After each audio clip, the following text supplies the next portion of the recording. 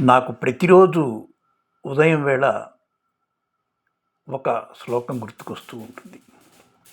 ఆ శ్లోకము ఎందుకు గుర్తుకొస్తుందంటే, మా అన్నగారు వారి మనవడిని ఫోన్లో మాట్లాడుతున్నప్పుడు సంబోధించే విధానం చూడంగానే ఒక్కసారి నాకు రామాయణంలోని ఈ శ్లోకం గుర్తొస్తుంది. అది మీ అందరికీ తెలిసిన శ్లోకమే. అయినా ఒక్కసారి నేను ఇప్పుడు ఆ శ్లోకం గురించి వినవ చేసుకుంటాను. రామాయ రామభద్రాయ రామచంద్రాయ వేధసే రఘునాథాయ నాథాయ సీతాయ పతయే నమః. ఈ శ్లోకం నాకు ఎందుకు గుర్తొస్తుందంటే, మా అన్నయ్య గారు వాళ్ళ మనవణ్ణి ఫోన్లో అరే రామయ్య అని పిలుస్తూ ఉంటాడు. పిలవంగానే వెంటనే నాకు ఇది స్ఫురణకు వస్తుంది. మనందరికీ తెలుసు అయోధ్యానగరం. అయోధ్యానగరం అనగానే మనకి దశరథ మహారాజు, శ్రీరామచంద్రుడు, ఈ రామాయణం అంతా గుర్తుకొస్తుంది. కానీ ఈ శ్లోకాన్ని కనుక మనం గమనిస్తే, ఈ శ్రీరామచంద్రుల వారిని అనేక రకాలుగా పిలవటం జరుగుతూ ఉంటుంది. రామా అని పిలుపు కనుక వినిపిస్తే అది పెద్దలైన దశరథ, కౌసల్య, సుమిత్ర, కైకమ్మలదని భావించాలి. పిల్లాన్ని కన్న కొడుకు కాబట్టి రామ అని వారు ఆ రకంగా సంబోధిస్తూ ఉంటారు. ఇక రామభద్ర అంటే లోకానికి క్షేమం కలిగించేవాడు అని అర్థం.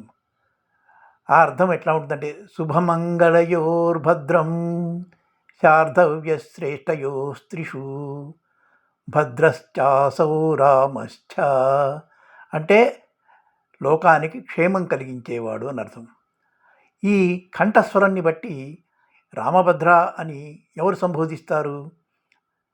ఆ సంబోధన చేసేది దశరథ మహారాజు ఆస్థానంలో అయిన మంత్రులైన దృష్టి, జయంత, విజయ, సిద్ధార్థ, అశోక, అర్ధపాల, అర్ధసాధక, మంత్రపాల, సుమంత్రుడు అనేవారు ఆ రకంగా రామచంద్రుడు అని సంబోధిస్తారు.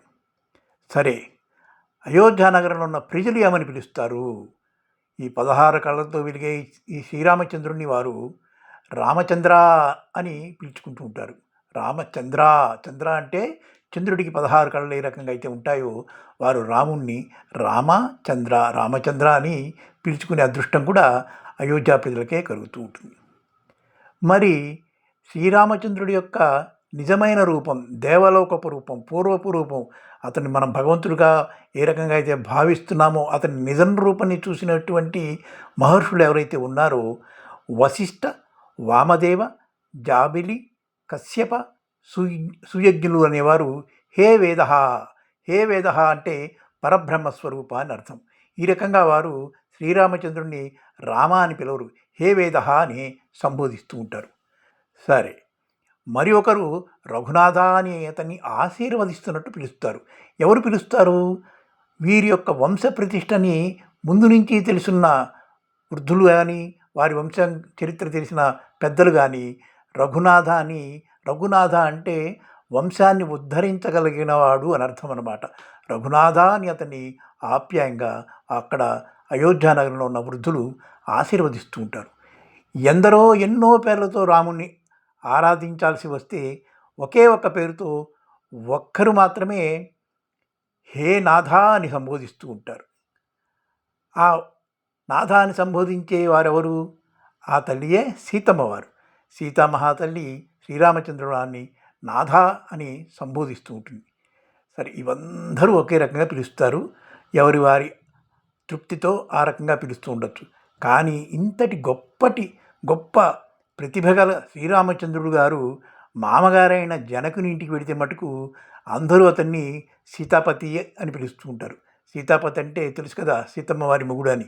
అంటే అంత గౌరవం పొందినా కూడా అత్తగారింటికి వెళ్ళిన అల్లుడికి వారి ఇంటి అమ్మాయి పేరుతోటే సంబోధన జరుగుతూ ఉంటుంది. సీతాపతి, సీతమ్మ మొగుడు వచ్చాడనే అంటూ ఉంటారు. అటువంటి శ్రీరామచంద్రుణ్ణి మన వాల్మీకి మహర్షి వారు ఏ విధంగా ధ్యానించేవాడు అనేది మనం తర్వాత చెప్పుకుందాము. ఇలా నాకు జ్ఞప్తికి రావటానికి కారణము మా అన్నయ్య గారు వారి మనవణ్ణి పిలుస్తున్న సందర్భంలో అరే రామయ్య అని పిలిచే విధానాన్ని బట్టి నాకు వెంటనే స్ఫురణకు వచ్చి ఇది చేస్తున్నాను. మీకు ఇది నచ్చితే అందరూ సంతోషిస్తారని భావిస్తున్నాను.